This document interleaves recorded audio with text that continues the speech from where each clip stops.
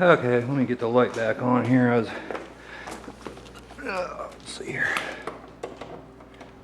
Okay, I was just gonna go up to the house, basketball game's on, and go watch that for a couple hours and come back down. I'm ready to button this back up. Now that light isn't plugged in. Right now I got everything all covered up with towels and everything. I drained the oil out. The filter's still on, but that doesn't hurt anything. I drained the oil. I'm gonna plug that light in. Drain the oil all out, and I dumped another 1.5 quarts down the front of the pan just to get any gunk, little pieces that might have fallen in there. And I'm glad I drained it out because there was some antifreeze in it that got down in there from when I took all this off.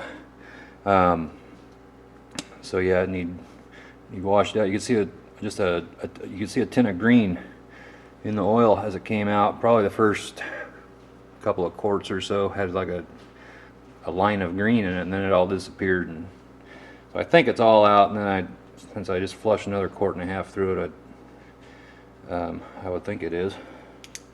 Couldn't have been very much that got in it in the first place. But also, you see that white thing right there? If you have an oil gauge, I think I talked about this yesterday. If you have an oil gauge,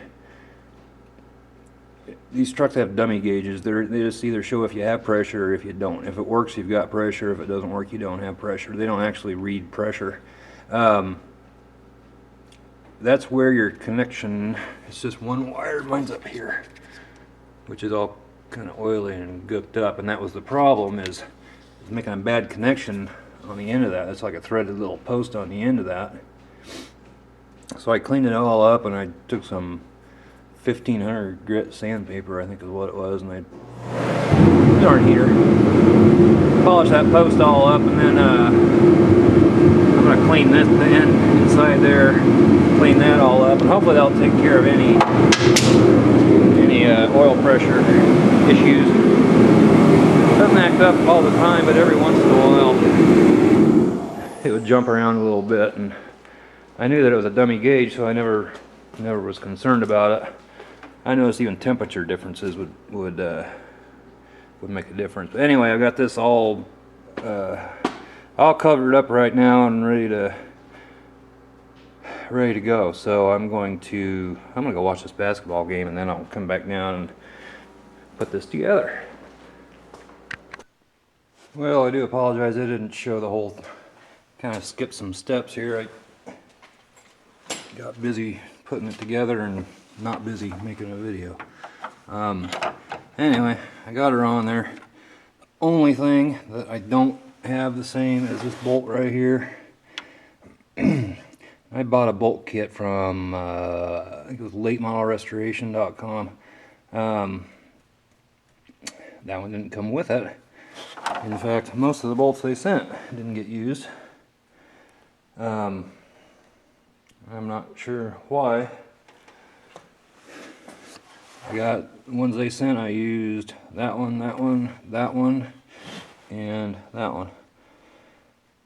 And then I bought a Dorman kit from an auto parts store and used that one, which doesn't need to have these threaded stud.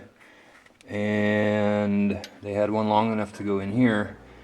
This one is supposed to have a stud on the end of it for the power steering pump and air conditioning bracket to rest on.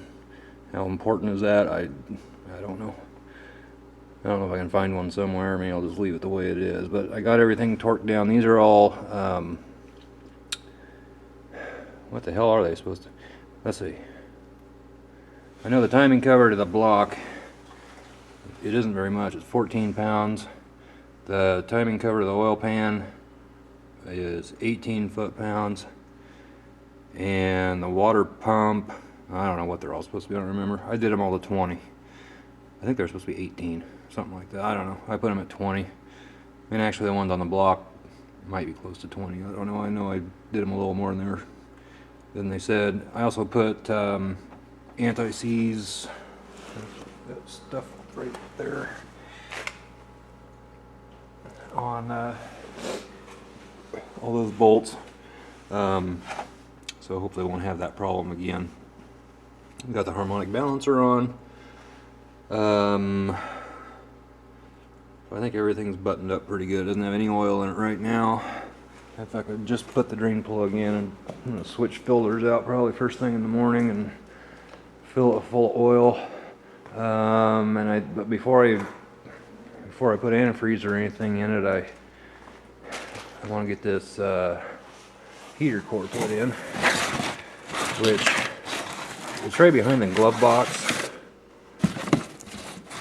And there's two. Oh, John, go back in there. There's two electrical module boxes with, like, I don't know, just a few screws that have to come out. It's not very hard to do, at least I don't think, on these trucks. I'm gonna find out. I guess it can't be much worse than what I just did. So hopefully that won't take very long. I can get it full of oil and antifreeze and give it a test. Probably leak and have to take it all apart again. I got a mess. It's got crap everywhere. But that's what happens when I work on stuff anyway. So anyway, I'm gonna get this uploaded tonight. I got at least 1 or 2 videos here. And probably do another one on the heater core and final install and running and everything tomorrow. And then once I get all this fixed, I don't know what I'm going to do next. I'm either going to start putting that suspension stuff on, or one other thing I need to do on this truck is my valve covers need to replace something terrible. They're the passenger side isn't so bad. Fine. Yeah, it's leaking oil a little bit, I think. And it's starting to rust. But God, the passenger side is, I'm afraid it's going to rust through, and then I'll have a big problem. It's not in very good shape.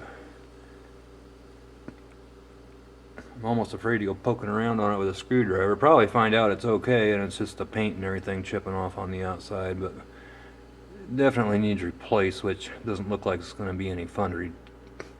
Which should be a simple job of replacing valve covers. Well, this side won't be too terribly bad. This side over here, it's my understanding that you have to take the upper intake off. That's that part that says Ford 5.0 EFI on it, that big silver chunk up there. You gotta take it off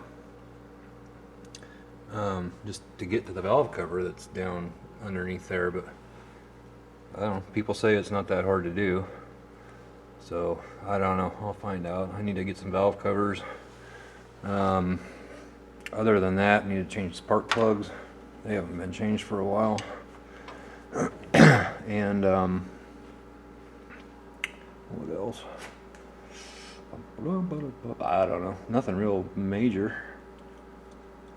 Other than that, get the suspension done and new wheels and tires.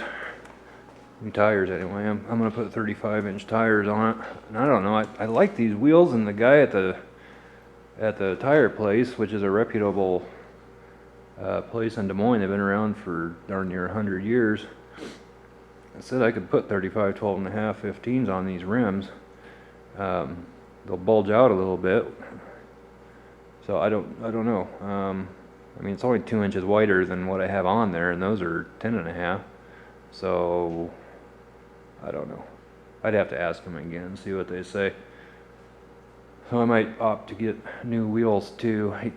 Kind of hate to spend the money, but if I want to do it, I want to do it right. Kind of the whole purpose of this thing. So